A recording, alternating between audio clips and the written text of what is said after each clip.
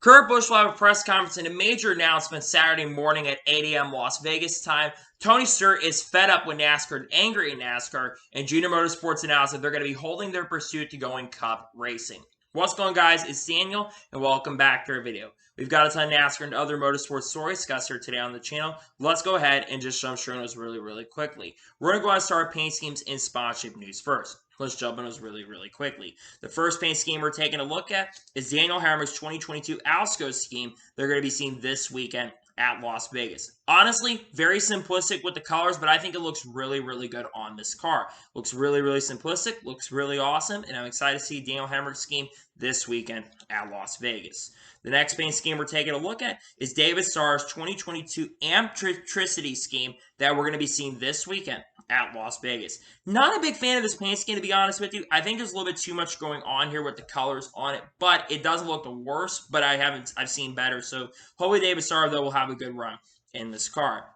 The next paint scheme we're taking a look at is Ty Gibbs' 2022 Money Lion scheme that we're going to be seeing this weekend at Las Vegas. This, of course, is very similar to Kurt Busch's number 45 Money Lion scheme. The only difference is the number 23. It looks okay, though, in my opinion. I love the black number, and I love they change it up for Ty Gibbs this weekend. The next paint scheme we're taking a look at is expected to be AJ Allmendinger's 2022 Part of My Cheesesteak scheme that we're going to be seeing at Martinsville. Honestly, really excited to see the Part of My Cheesesteak is coming to sponsor AJ that weekend at Martinsville. I think it looks really awesome, looks fantastic, and excited to see a new sponsor in NASCAR. The next paint scheme we're taking a look at is Bubba Wallace's 2022 number 45 McDonald's scheme that we're going to be seeing, I believe, later down the road or this weekend at Las Vegas. Excited to see that McDonald's is sponsoring Bubba Wallace like they've been for the last couple years. This paint scheme looks pretty good in my opinion. I love the different color of the number, and hopefully see Bubba Wallace have a good run in this car. The next paint scheme we're taking a look at is Ryan Preece's 2022 CompuStar Race Choice scheme that we're going to be seeing next weekend at Homestead Miami Speedway in his final start of the 2022 Truck Series season, expected to be. Pretty good looking truck in my opinion. Looks very solid, and hopefully Ryan Preece can have a good run as he tries to potentially look for a new ride heading into 2023. The next main scheme we're taking a look at is Mason Massey's 2022 Apollo Energy Power Center scheme that we're going to be seeing this weekend at Las Vegas. So I'll look at paint scheme, in my opinion, basically very similar to some of the other schemes that Mason Massey's had this year, just a little bit different on the sponsors up front, but I think it looks pretty good in my opinion. And the final paint scheme we're taking a look at is Anthony Alfredo's 2022 Dead on Tools scheme that we're going to be seeing in the Xfinity Series race at Martinsville in a couple weeks. Very solid looking paint scheme, in my opinion. Very similar to other Dead on Tools schemes that Anthony Alfredo has had in the past, but I think it looks pretty good, and I'm excited to see it on the racetrack in a couple weekends at Martinsville. And now we're going to jump on to the next story of today's episode, as we're going to talk about the Las Vegas purse money for this weekend. So Bob Pockets every single week puts out the purse money for every single week, and here is the purse money. So for the Cup Series, it's $7,352,089. And for the Xfinity Series, it's $1,212,611. The Cup purses, decent, not too bad, but you have to also incorporate all the charter money that's coming. And for the Xfinity Series, it's basically a little bit lower than some of the purse money has been this year, but it really isn't that bad. Honestly, though, the purses are not bad for this weekend at Las Vegas, and in all honesty, in all seriousness, it's good to see that there is some decent purse money for this weekend at Las Vegas. Pretty good to see, in my opinion. And now we're going to jump on to the next story of today's episode, as we're talking about Stewart-Haas Racing. As it was reported on Wednesday, I can't remember which reporter reported on this, but it was reported on Wednesday that there was the hauler of the 98 Xfinity Series car for Stewart-Haas Racing unfortunately ended up crashing over a bank. Now, the good news is the driver and the passenger who are transporting the hauler of the number 98 car, they both are okay, and they do have a new hauler that is coming off to basically help get the 98 car out to Las Vegas for today for qualifying later this afternoon. It is good to see that everyone was okay in the situation. It seems like it just was a really unfortunate situation that happened. It's good to see that everybody is okay, and it's good to see that no one really got seriously hurt and there weren't any issues. I know one of them got transported over the hostel, but it's good to see in general that everyone is okay, in my opinion. And now we're going to go ahead and jump on to the next story of today's episode, is we're going to talk about Coleman Presley, as Coleman Presley is going to spot for Hailie Deegan this weekend in her NASCAR Xfinity Series debut at Las Vegas. It's expected that the 07 car for SS Greenlight Racing is going to be a Stewart-Haas Racing prepared Ford, so Hailie Deegan is probably going to have a really fast Ford. It's not going to be an SS Greenlight prepared car, it's going to be an SHR prepared car. Coleman Presley is a really good spotter to have. He's been really good for Joey Logano over the last couple of years, and I think this is a really big pickup for her as basically in regards to spotting. So this is a huge pickup in my opinion, and very, very excited to see that basically we're going to see her have Coleman Presley as a spotter. And now we're going to go ahead and jump on to the next story of today's episode, as we're talking about Roger Kroof. As it was announced on Wednesday afternoon that Roger Kroof is going to drive the 44 for Alpha Prime Racing for 3 of the final 4 races this season. He'll be, I believe, basically be driving that 44 car this weekend at Las Vegas, and then he'll basically be, I believe, doing the right racing in that 44 car for the last 2 races of the season, as I believe Julie Lander is going to be behind the wheel of the 44 car next weekend. Roger Kroof, very talented driver. Could have had a shot to win the championship. I think he ended up finishing 3rd overall in the ARCA Championship this year. Roger, I think, will do very, very solid with Alpha Prime. I think Alpha Prime's been getting faster and faster as the year has gone on. And I think Roger will do really good in this car. I'm excited to see for sure. And hopefully Roger will have some good runs behind the wheel of the 44 car the rest of the season. And now we're going to jump on to the next story of today's episode, is we're going to talk about the rulebook. As NASCAR, according to reports, on Wednesday, NASCAR basically announced they've updated the rulebook when it comes to the appeals board. What it means is that there will be more NASCAR officials in the appeals board, and more people from Stewart-Haas Racing are allowed to be at the appeals. The reason being is because NASCAR wants to have more officials at these appeals, because what they want to end up happening is basically they want more people, NASCAR officials there, so the NASCAR can go ahead and win the appeals more than likely, and not basically only go ahead and lose appeals. NASCAR has lost control when it comes to their penalty board, and I think this is a big reason why they've gone ahead and done this. In my opinion, I think this is a really good step for NASCAR, a really great step in the right direction, and good to see a NASCAR is trying to get control of that. I think it's a huge thing in my opinion, and glad to see a NASCAR is trying to go ahead and get control once again of the appeals board. And now we're going to go ahead and jump on to the next story of today's episode, as we're talking about Tim Brown. As it was reported by TobyChristie.com that Tim Brown is interested in getting into ownership of NASCAR.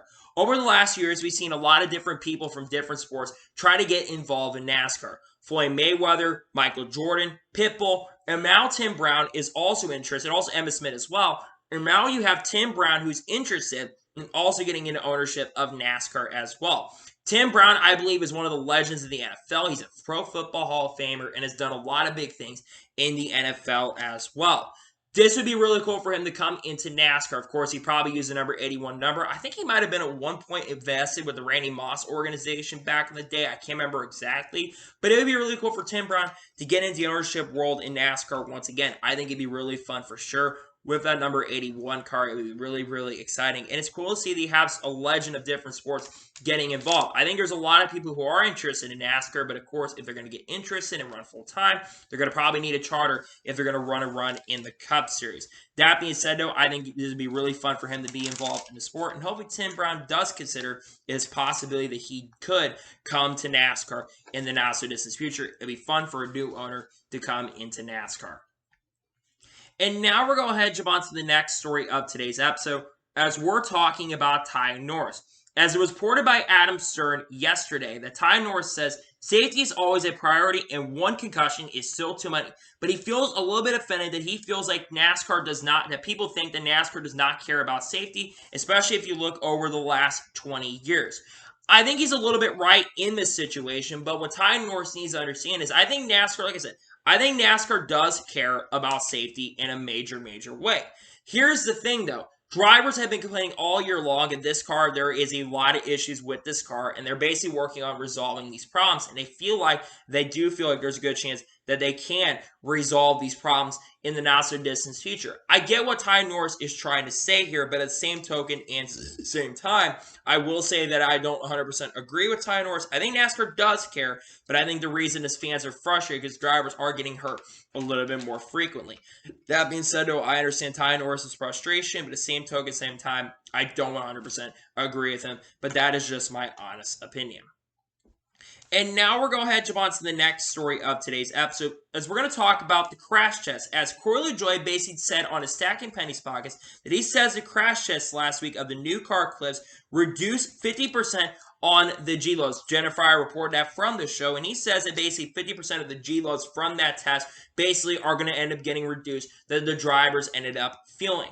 This is a good step in the right direction. While I don't think it's going to 100% basically prevent concussions from potentially happening with this guy, I still think concussions could be very, very likely.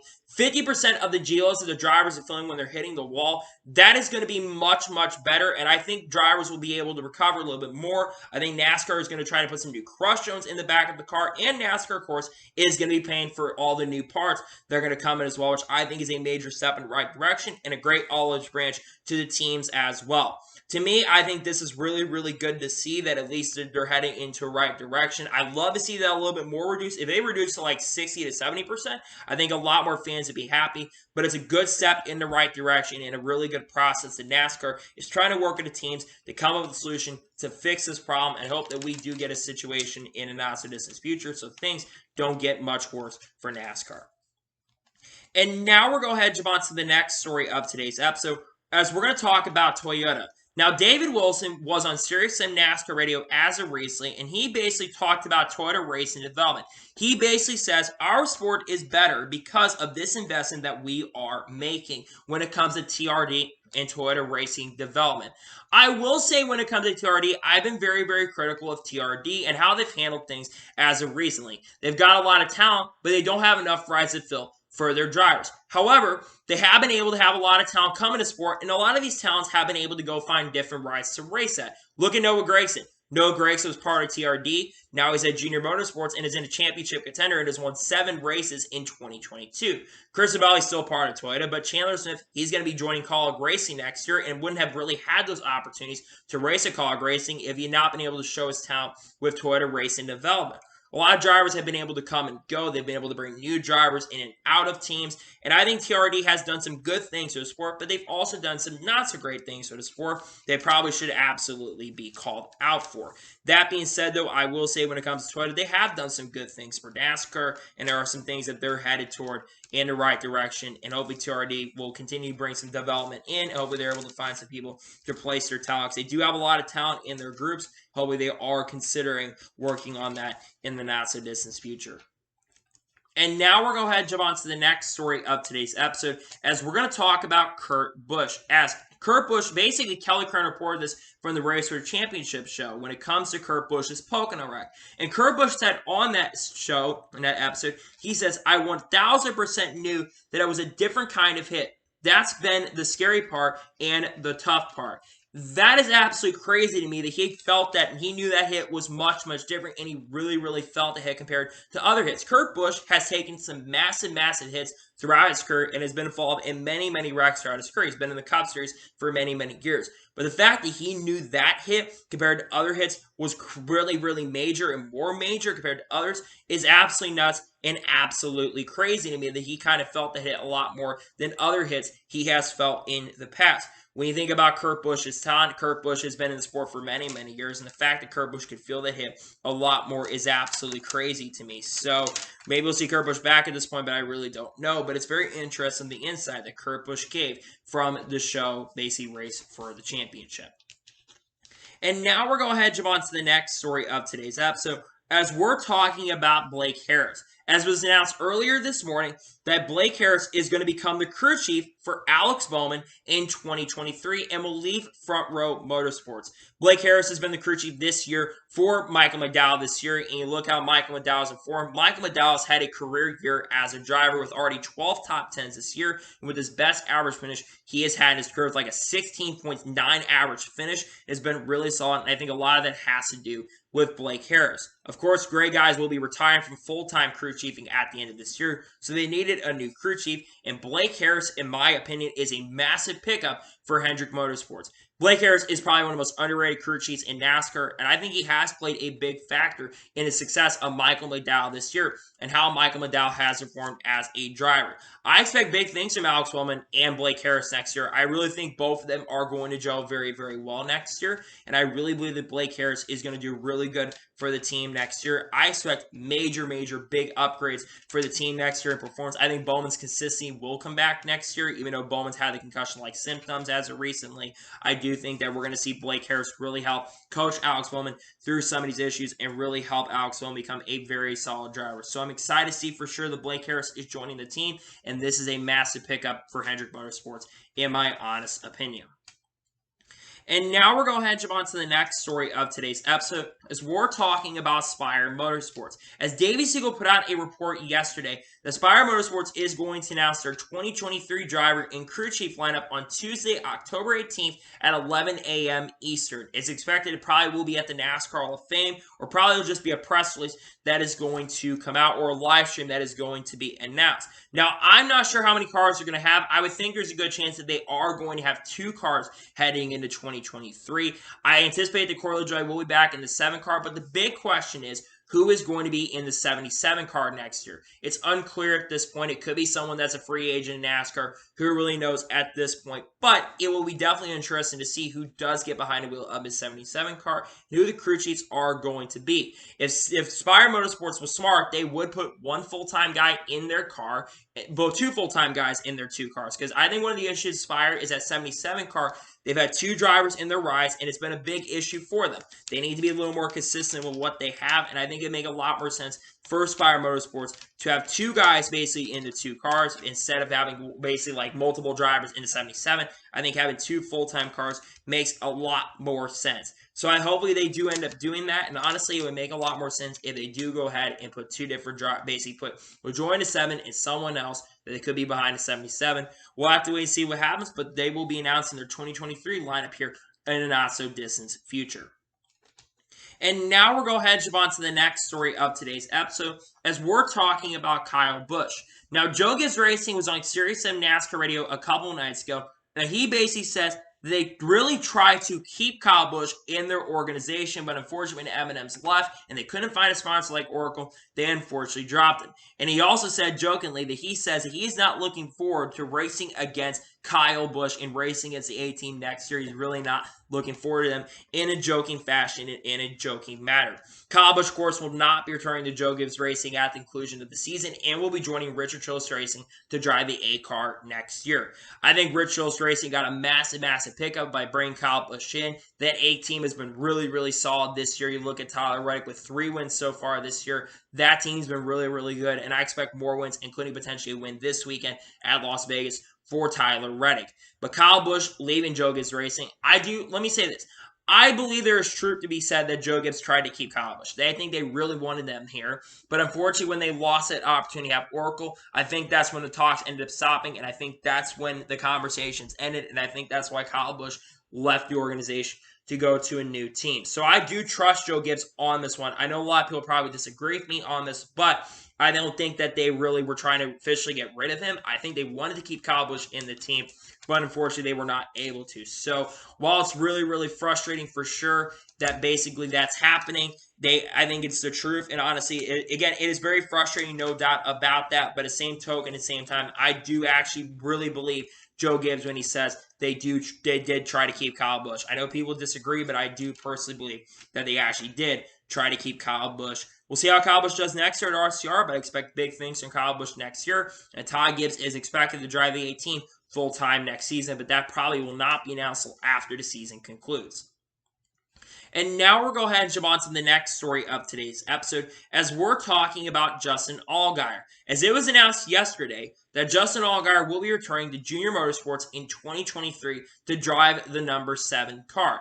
This is not a major shock. Justin Allgaier has been driving for Junior Motorsports every year since 2016 and has been one of the most successful drivers in the Junior Motorsports camp. So far, we have confirmations on Sam Mayer returning to the 1, Brandon Jones going to the 9, and Justin Allgaier to 7. Josh Berry has not been confirmed if he will return or not to the team, but it is expected that we're going to see Josh Berry back in that number 8 car next season. This is a really, really good decision, in my opinion. Justin Allgaier, except in 2016, has gone on to win, I think, at least one race every single year, and has been a very successful and a very, very solid driver for the Junior Motorsports camp. And going into next year, I think he has to be the championship favorite. I think he's been the best driver this year that has not been Noah Gragson, Ty Gibbs, and AJ Allmendinger. And all three drivers are going to be in the Cup Series next year, more than likely. Noah driving for Petty GMS Motorsports next year. You've got Allmendinger going full-time in Cup in the 16 car. And then you've got Ty Gibbs going to the 18 next year for Joe Gibbs Racing. I think Justin Allgaier is going to be the fave for the championship next year. I think he's going to win a lot of races next year. And I think the competition should be really worried about Justin Allgaier. Now, I think drivers are going to step up to go against him. Sam Mayer, Brandon Jones, probably Chandler Smith, you name it. I think those guys are going to go up against Justin Allgaier in the championship.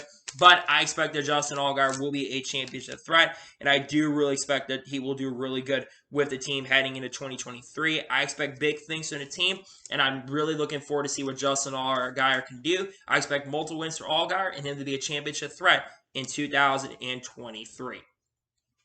And now we're going to go ahead and jump on to the next story of today's episode, as we're talking about Stewart-Haas Racing. As Stewart-Haas Racing has dropped their appeal on Kevin Harvick. It was revealed that basically that they had messed with the rear deck lid, and Kevin Harvick's appeal has been dropped. And the big reason they've dropped the Kevin Harvick appeal is because of another appeal that they are going to be having. They are going to be appealing the Cole Custer manipulation situation, and they are going to be appealing those penalties. And they released a statement yesterday afternoon saying that, Wednesday afternoon saying that Stewart-Haas Racing denies any wrongdoing and will vigorously defend its personnel against these allegations in its appeal. Now, they already have a crew chief that will be crew chiefing this weekend for Cole Custer. Tony Serradioni will be the crew chief for him this weekend. But they're basically going to be going up and appealing these penalties. I will tell you this, even though there are more people on appeal, I am not sure what's going to happen in this appeal. I think they may have a case because other situations have basically been we look at other situations like the Eric Jones and Denny Hamlin stuff from 2020. It is very possible that they could end up winning the appeal because NASCAR has not won. The thing that I think will hurt their opportunity and chances of winning their appeal, though, is basically the fact that you have the radio communication saying that he had a flat tire, and Mike Shipley really could not see that. So that is probably going to hurt their opportunity to go ahead and win this appeal. I don't think they're going to really win. They could get the penalty reduced. Maybe Mike Shipley gets like a few race suspension instead of like an indefinite suspension. But I'm not sure what NASCAR is going to do. We're not sure when this appeal will be heard. I would anticipate that this appeal is going to be heard sometime next week or in the next couple weeks. It will be heard probably before the season ends, and we'll probably hear more on that in the not-so-distant future. But it's more probably to come from that pretty soon. And now we're going to go ahead and jump on to the next story of today's episode, as we're talking about Alex Bowman. As Alex Bowman was basically announced on Wednesday evening, that he will be sitting out the next 3 Cup Series races. That being this weekend in Las Vegas, next weekend at Homestead, and then at Martinsville as well. He could return at Phoenix. Noah Gragson will continue driving the number 48 car for the next 3 weeks. Alex Bowman, of course, is still recovering from concussion-like symptoms that he basically suffered at Texas Motor Speedway after getting into the outside wall. NASCAR, of course, is working on some major changes to fix the rear of the car, but Alex Bowman is not really going to be caring about that, and he's going to be looking to recover. I think a big reason why Alex Bowman wants to come back at Phoenix potentially is to be with his crew chief, Greg Guys. But I personally think Alex Bowman should sit out the rest of the year to try to get ready for 2023 and try to recover as quick as he can. I know Bowman wants to return behind the wheel, and I understand that Bowman would love to return behind the wheel for 2023. For Phoenix, but I just think right now for Bowman's sake, he should probably sit out at least the rest of the year and let Gragson get as much experience as possible. As for Noah Gragson, I think Noah Gragson will do really good in the 48 car, and I think you have to look at Homestead Miami Speedway as actually a really potential win for the 48 car, and I'm genuinely serious.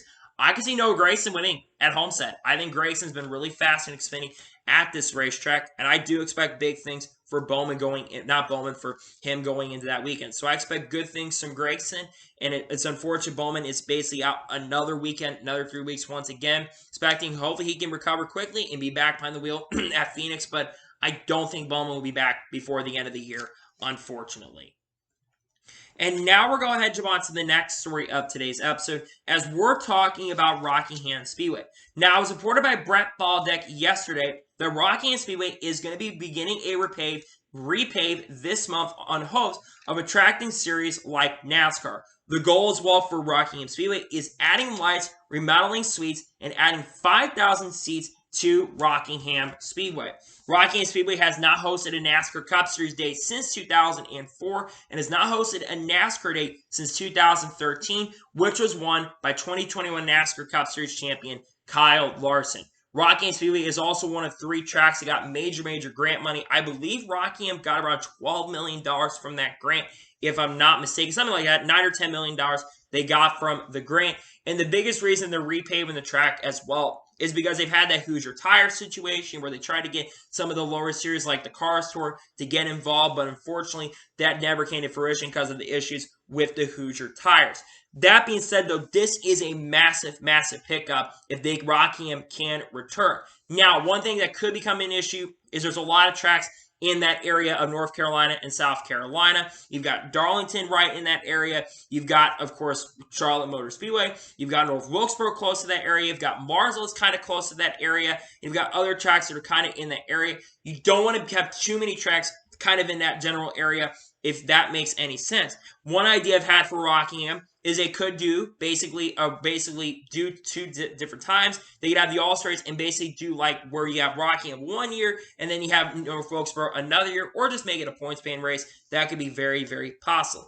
That being said, though, do I want to see Rockingham return to the Cup Series schedule? Absolutely. But I don't think it'll be at least till 2024. NASCAR, of course, is talking about making some major changes in 2024 and major schedule variations to the 2024 schedule.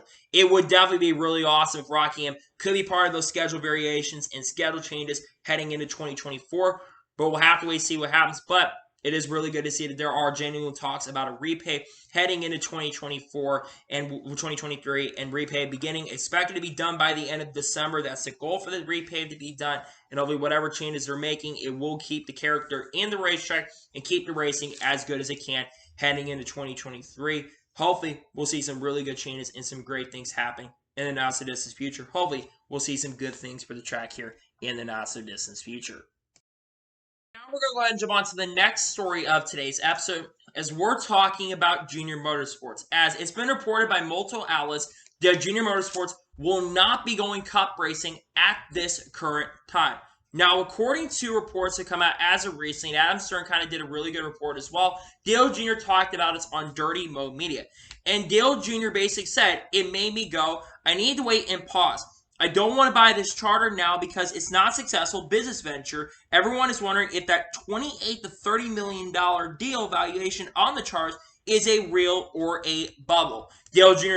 really, as recently talked about the business model, and basically as recently kind of listened to what Jeff Ford and multiple people who went to the RTA, who were part of the RTA, were speaking to NASCAR, and they did not get great numbers. And they basically reported back as well that they are losing money on these charters, despite having the charters.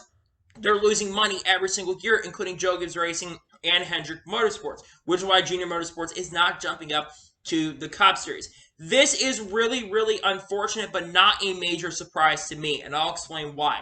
When you have a charter, and the fact that you're losing money when it comes to the charter, that is a major problem, and NASCAR needs to be giving these teams a lot more money, so teams like Junior Motorsports can jump up. When you have Dale Jr. basically saying, no, I'm not jumping up to the Cup Series because of the valuation of these charters, that is a major problem. And it's also a major disappointment, in my honest opinion, that Junior Motorsports is not going Cup racing. Because I'll be real with you guys.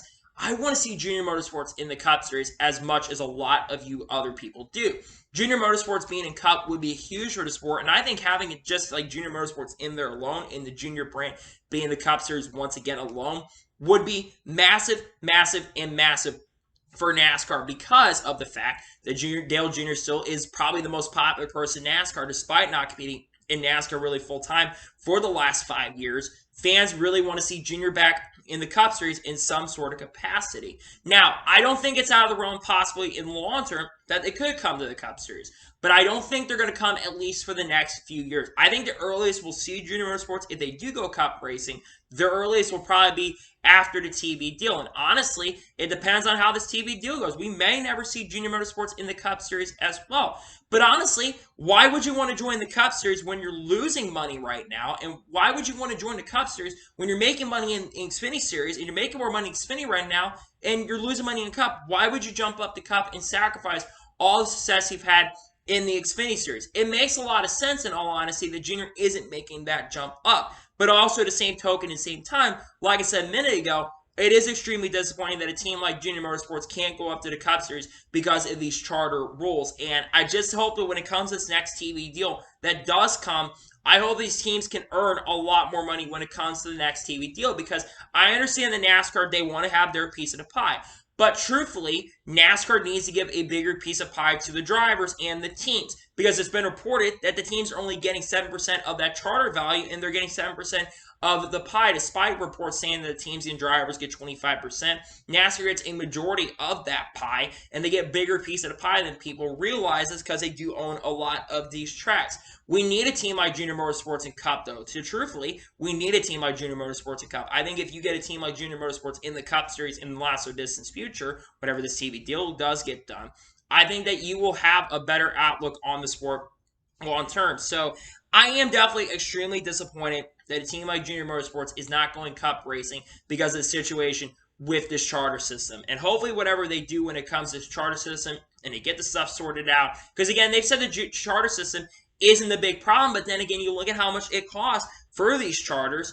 It's ridiculous, these prices. They're going through the roof at a rapid rate. And really, I don't know if that $30 million is a true value on the charter system. So it is very disappointing to see that Junior Motorsports is not going to be going Cup racing. But again, when it comes to the situation, it isn't a major shock or a major surprise to me that this is going on currently at the moment. Again, I'm not surprised by this. I'm disappointed, but I'm not surprised that this is the current situation going on at this particular moment.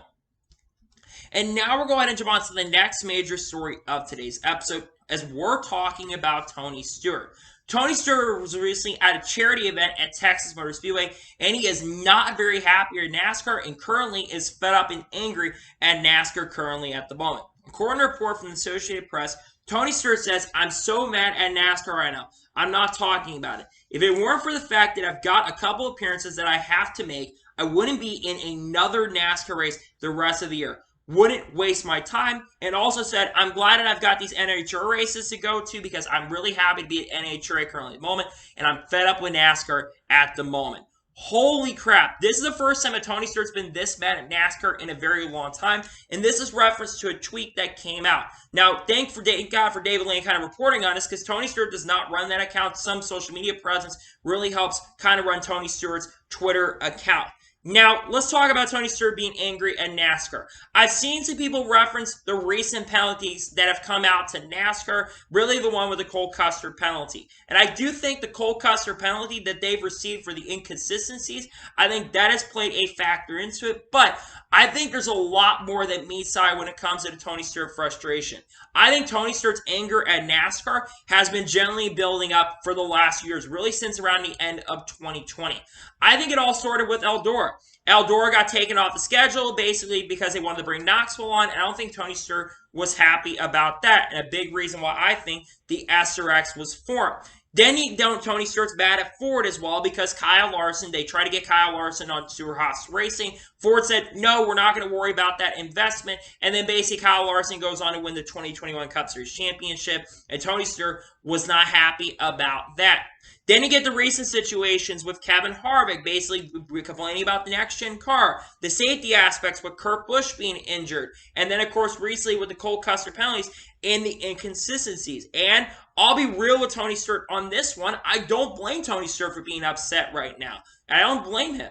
I think Tony Stewart feels frustrated, as many of us fans are. A lot of us fans currently feel that as of recently, there's been a lot of things that NASCAR has been doing not to their liking. There's been a lot of things that have been changing in the sport and not been going in the right direction. NASCAR's lost control of the garage. You've got the situation with the RTA and the business model really coming into question, and legitimacy of the charter system. You've got basically a situation with the safety of the car. You've got 2 drivers sitting out this weekend. Cody Ware is expected to be back this weekend, by the way, this weekend. But it really is unfortunate for this. And again, I don't blame Tony Stewart for being angry and frustrated with the direction of the sport that is going. And there is a possible chance Tony Stewart could leave. And let's just talk about this. Could Tony Stewart leave NASCAR? Absolutely. Tony Stewart, if he wanted to, he could drop out of the sport. And honestly, it would be a major negative if a person like Tony Stewart, who still has some major relevancy in NASCAR, it would be a major negative of NASCAR for Tony Stewart to leave. If Tony Stewart leaves and just go focus on the NHRA and focus on that partnership and doesn't come back to NASCAR, that is a huge negative for NASCAR. Fans are probably not going to watch, and fans are probably going to leave the sport and probably leave because of Tony Stewart. And you think about the fan base as well. A lot of fans, I've seen a lot of fans basically who've been lifelong fans, like myself, have been really frustrated with the direction of the sport. There have been times I felt like this year, especially as a racer like Tony Stewart feels, there's a lot of times this year where I felt like NASCAR has made a lot of really, really bad and stupid decisions this year and really bad calls on the racetrack and officiating crew making tons of mistakes that you really just have to question what the hell they're doing sometimes. And it really is frustrating to watch. So I don't blame Tony Stewart one bit at all for being frustrated about the direction of where the sport is going at this particular moment. Again, I understand the true frustration right now of Tony Stewart at this particular moment. It is frustrating to see where direction the sport is coming, and honestly, Tony Stewart has every right to be fed up with where NASCAR is going at the moment. Now, do I think NASCAR will get through all these problems in the future? I think it will get sorted out with a lot of these issues, but when you have one of the biggest personalities still remaining in NASCAR,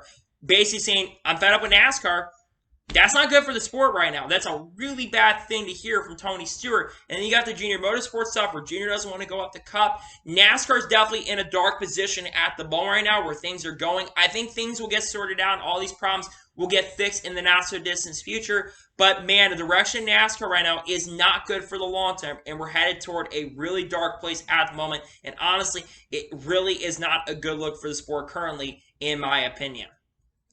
And now we're going to jump on to the final major story of today's episode as we're talking about Kurt Busch.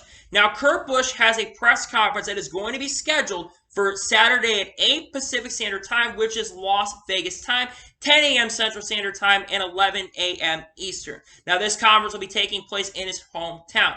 Now, what is this press conference? Well, if you've been paying attention for the last couple of days and weeks, a lot of people are speculating, including myself, are speculating that this could be a major retirement announcement for Kurt Busch.